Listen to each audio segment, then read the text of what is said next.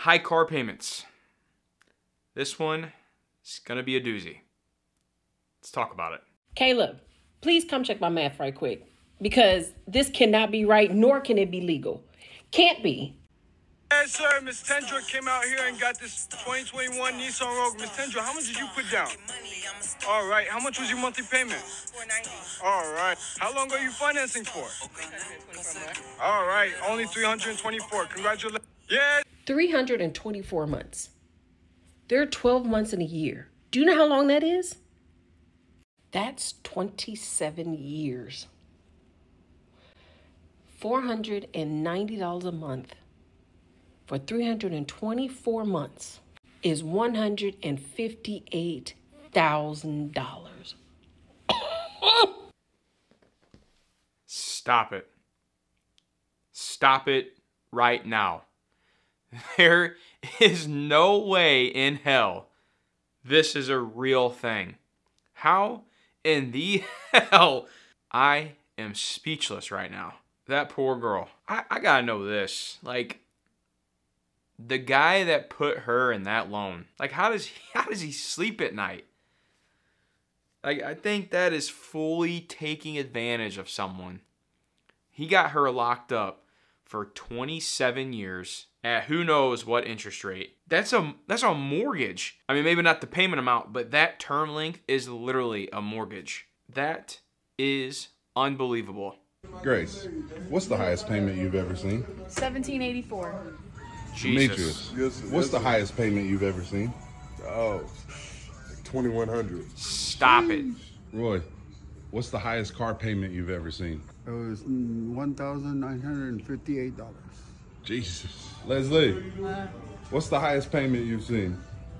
$1,400. Hey guys, what's the highest payment y'all have ever seen? $2,435. Arch? $3,200. Jesus.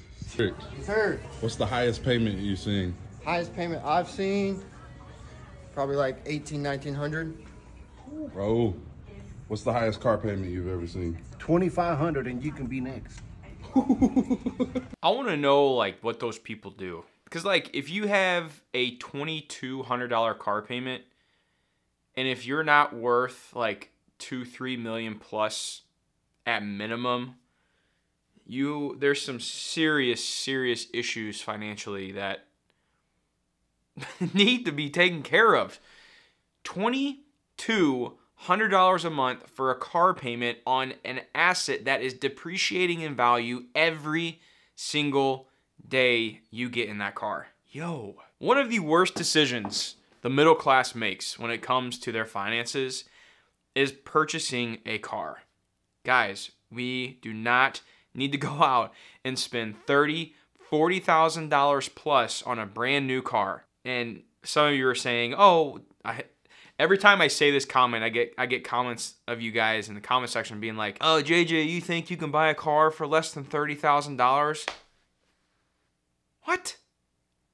Go look up a base model 2024 Toyota Corolla. MSRP right now is, I think, at like $26,000, maybe $28,000.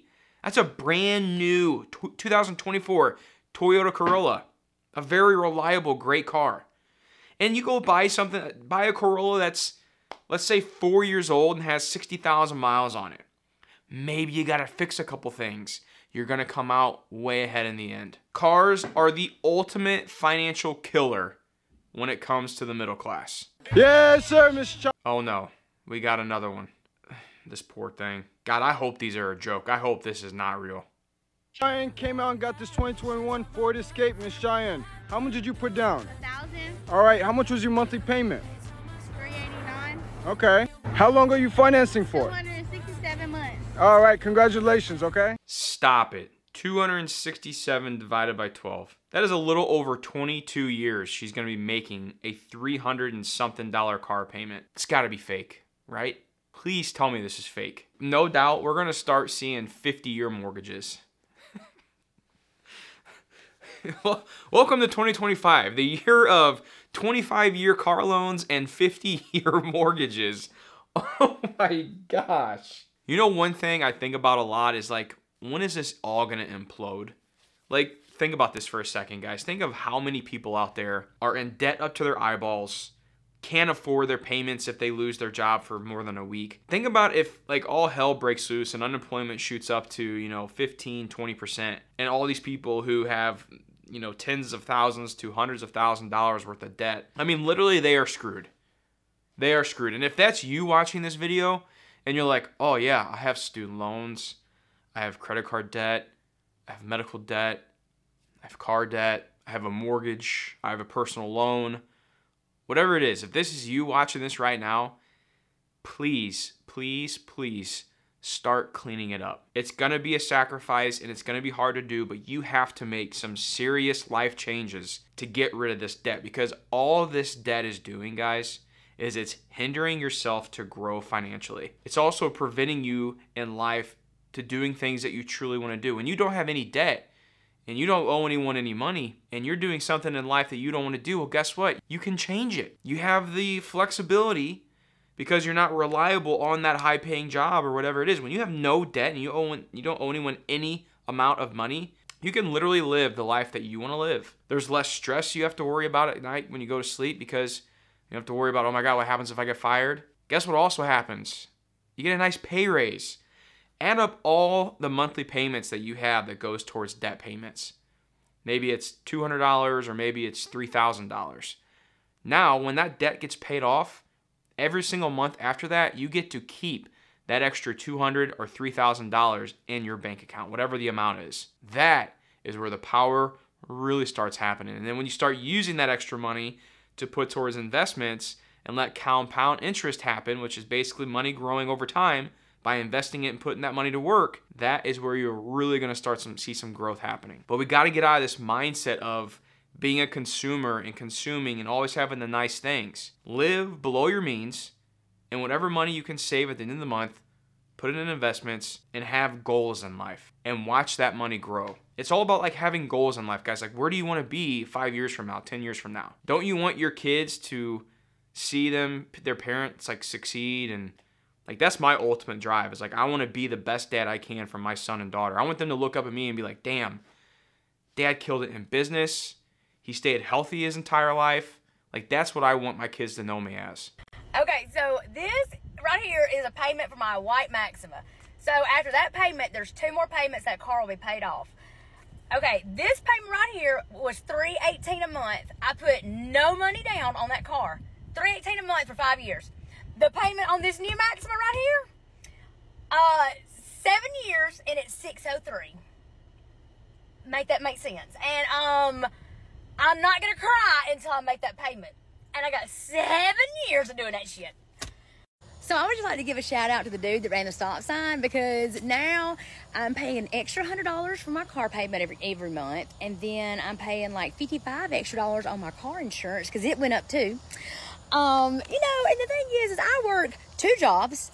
I also have a guy on the side do some book work, so that's like 3 jobs really. So when I work my ass off, I want what I want, and I could have got a cheaper car, yeah, but consider that's what I wanted, that's what I had. I lost what I had, I want the same thing.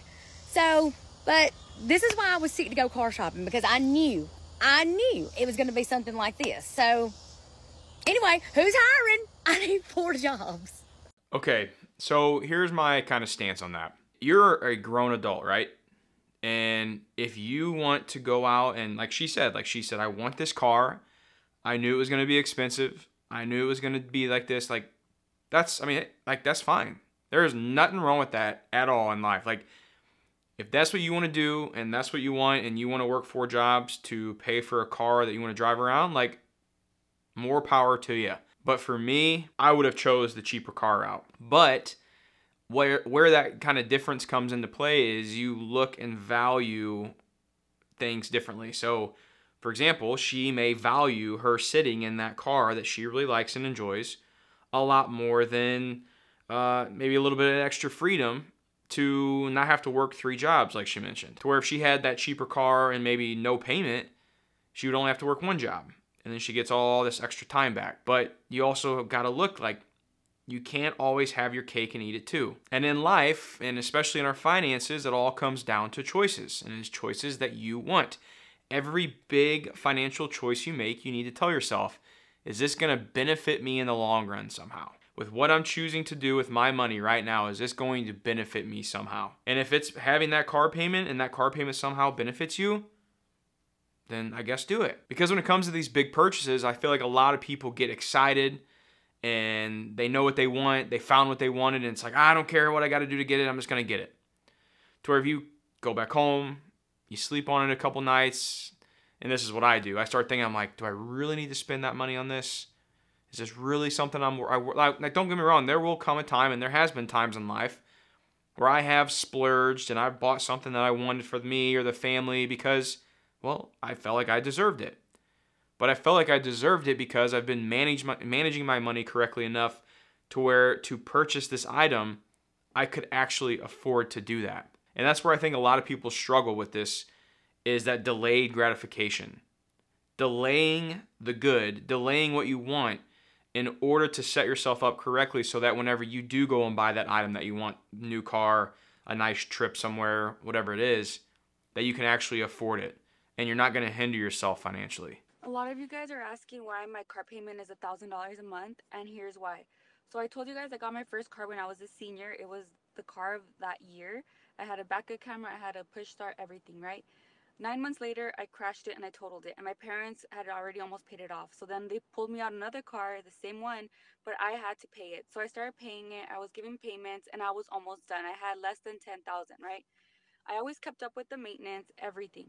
And I don't know why, but there was so many recalls on this car to the point where it almost left me on the freeway a couple times, okay?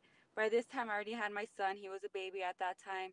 And it got to the point where it wasn't even safe for us to be driving in that car. Not even on the freeway, not anywhere. So my mom was like, it was time to upgrade. So I was like, all right, bet. So then I went in, and at that time, it was 2021. I got a 2021 Acura ILX, super nice, brand new, nice interior, everything, right? Never really gave me problems.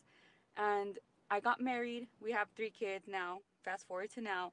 And we just didn't fit in that little car anymore. We needed a SUV, like a mom car.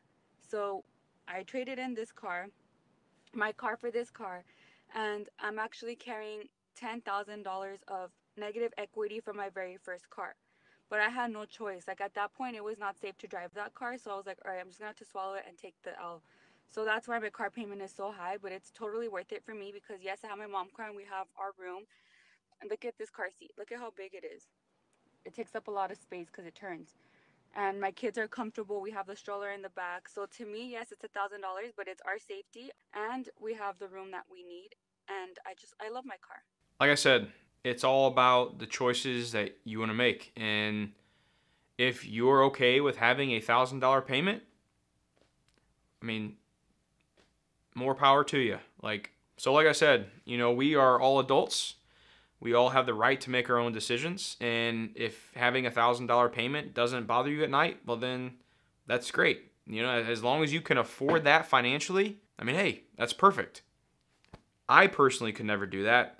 If I knew I had a $1,000 car payment, I'd probably shit myself. But everyone works differently. What's the balance of this? 48,000. We just got it. Yeah. How many months? 75. You're not gonna like the interest rate either. What is it? That's 18. Yeah, it's 18. No, are you my life? No. What are you doing? What are you guys doing to your future, guys? Well, how could you sign this? How could you see the number 18 and sign it? At 70 whatever months with that minimum monthly payment. You guys are lucky you don't have a mortgage. Oh. That was kind of our reasoning. That's a bad reason. We can afford it. That gives you opportunity. That doesn't mean fuck up more. You're right, but we can afford it. No. It's just, guys, the car's worth $31,550. well, aren't they all always upside down like the first year? Yeah, but that's a substantial drop. That's a substantial drop. Okay, well. What is that, $17,000? Yeah. Did I math that right? I will say the Prius was upside down 14. They ended up only needing to roll over. Did you put nothing down? Mm-mm. For the Prius, we put $2,500 down for this one. Those salespeople made their commission.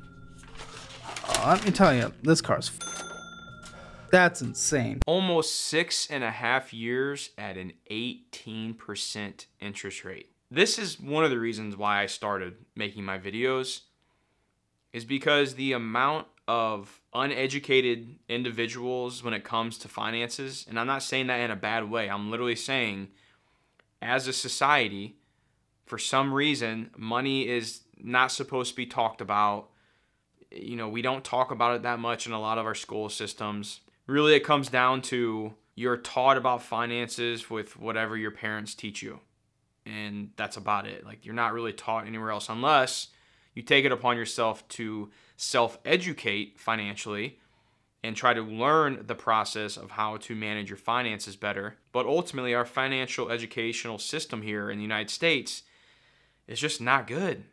And you got, you know, decisions being made like this to finance a car for 75 months at 18%. It hurts me to see that kind of stuff, and I hate seeing it. And that's why I'm kind of bringing it to light in my videos. And I want to talk about, like, there are other options. There are other ways to life. Because when you do this, guys, over and over and over, and you roll negative equity into the next car, what that does is that keeps them handcuffs on you. It keeps the handcuffs on you for your entire life.